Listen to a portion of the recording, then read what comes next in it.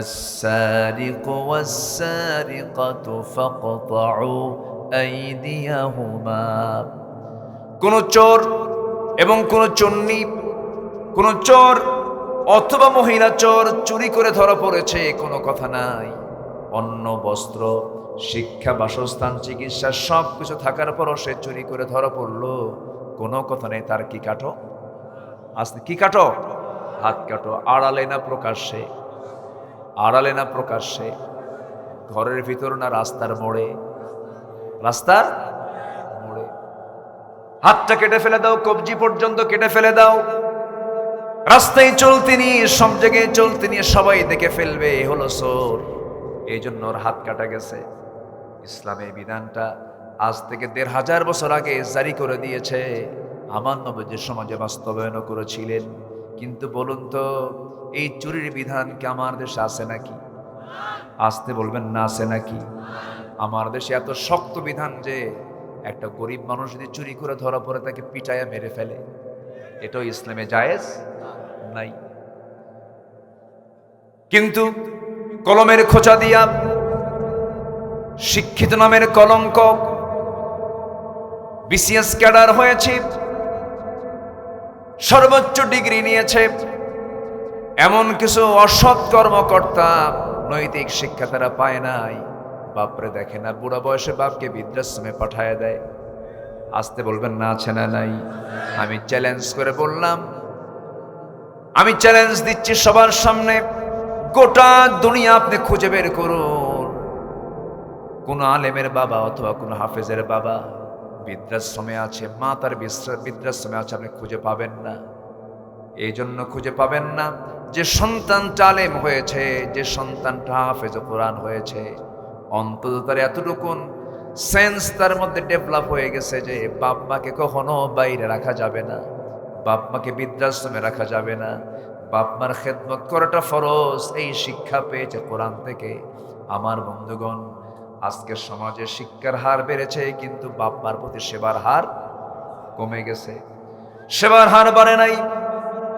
এই জন্য আপনি আপনার দুনিয়ার জীবনেও যদি প্রশান্তি পেতে চান, শেষ বয়সে যদি আপনার সন্তানদের চোখের সামনে দেখতে চান, প্রশান্তি পেতে চান, আখিরাতেও যদি শান্তি পেতে চান, ওই সন্তানকে সকল শিক্ষা দেওয়ার আগে সন্তানের হাতে তুলে দিতে হবে কোন কিতাব? বলুন। আসতে বলবেন না, কোন কিতাব তুলে দিতে হবে? কোরআনকে তুলে দিতে হবে। আমার বন্ধুগণ, আমার ভাইরা, তাহলে এরকম করে চুরির বিধান আমরা শুনলাম, জেনার বিধান। যদি কোনো বিবাহিত কোনো পুরুষ যদি জেনার কাছে লিপ্ত হয়ে যায়, ইসলাম তার ব্যাপারে বলেছে কোনো কথা নাই, প্রকাশ্যে দিবালোকে, রাস্তার মোড়ে সকলকে সাক্ষী রেখে তাকে দুনিয়া থেকে বিদায় করে দাও, কতল করে দাও। এই বিধানটা কার? আসতে বলবেন না, কার? 1000 বছর তেলাওয়াত করে কেটে সমাজে চালু হবে নাকি? 1000 বছর ওয়াজ করে কেটে সমাজে চালু হবে নাকি? চালু করার জন্য এই আইনগুলোকে পাঠায় দিতে হবে পার্লামেন্টে, আইন পাস হবে, আয়াত চালু হয়ে যাবে। কোরআনকে চালু করার জন্য শুধু মাহফিল দরকার না সংসদে যাওয়া দরকার? পার্লামেন্টে আইন যাওয়া দরকার আছে না নাই? যখনই আমরা এই কথা বলতে গেছি তখন আমাদেরকে বলেছে ধর্মের ব্যবসায়ী, ধর্মের নামে রাজনীতি চলবে না। দেখেন কি বুলিগুলো, দেখেন রাশেদ খান মেনন, হাসানুল হক ইনু রাহেমাহুল্লাহ, মরাই তো।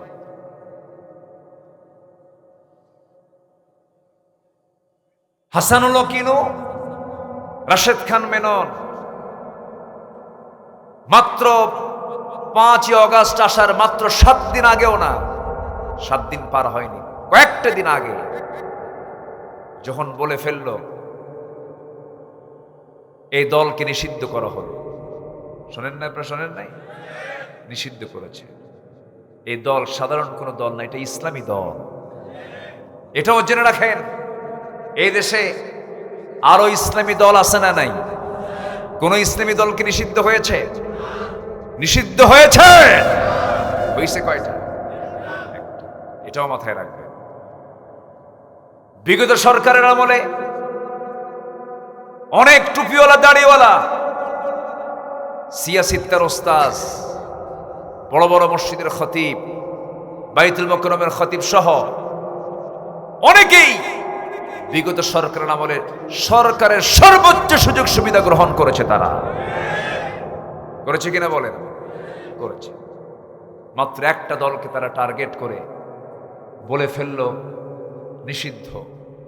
7 দিন লাগে নাই, 7 দিনও পার হয়নি। যুগে যুগে যারা ইসলামকে নিষিদ্ধ করার ষড়যন্ত্র করেছে তারাই নিষিদ্ধ হয়ে গেছে। ধর্মের ব্যবসা আমরা করি না, ধর্মের ব্যবসা তারাই করেন যারা মন মতো দাড়ি রাখেন, আবার মন মতো দাড়ি কাটেন। আছে না নাই? বাঁচার জন্য দাড়ি কেটে মাথার চুল কালো বানায়া নৌকায় চললো।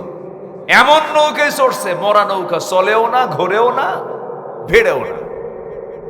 ধরা পড়ে গেল। কোস্টগার্ড আইনমন্ত্রীকে ধরে নিয়ে যাচ্ছে। আইনমন্ত্রীকে আমার একা নিয়ে যাও কেন? ওই যে আরেকজন বসে আছে। কে ওটা? কে দরবেশ? কে দরবেশের মুখে দাড়ি কই? দাড়ি কাটছে। কে মাথার চুল কালো কেন? কালো বানাইছে। সম্মানিত ভাইয়েরা, সম্পদ দিয়ে কি করবেন? একটা মাথায় লজ্জায় মাথা নিচু হয়ে যায়। একটা দেশের টপ ধনী বাঁচার জন্য কি তার আকুতি, কি তার চেষ্টা। সম্মান দেওয়ার মালিককে আসতে বলবেন না কে? যারা নিজের ইচ্ছা মতো দাড়ি কাটে, দাড়ি রাখে,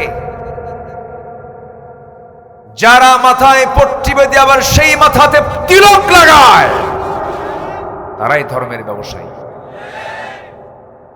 ইসলামের রাজনীতি আছে না নাই? আসতে বলবেন না আছে না নাই? ইসলামের রাজনীতিতে বাবার কাহিনী নাই, স্বামীর কাহিনী নাই। আমার দেশের কিছু লোক আছে বাবা নিয়ে ব্যস্ত, কেউ আছে স্বামী নিয়ে ব্যস্ত। কারো বাবার দেশ, কারো স্বামীর দেশ, মাঝখান দিয়ে আমরা শেষ। সব কিছু বাদ দিয়ে সবাইকে ধরতে হবে আল্লাহর দেওয়া ইসলাম। ইসলামকে বিজয়ী করার দায়িত্ব আল্লাহর, আর কাজ করার দায়িত্ব আমাদের। কাজ করতে রাজি আছেন কারা কারা? হাত উঁচু করে দেখা।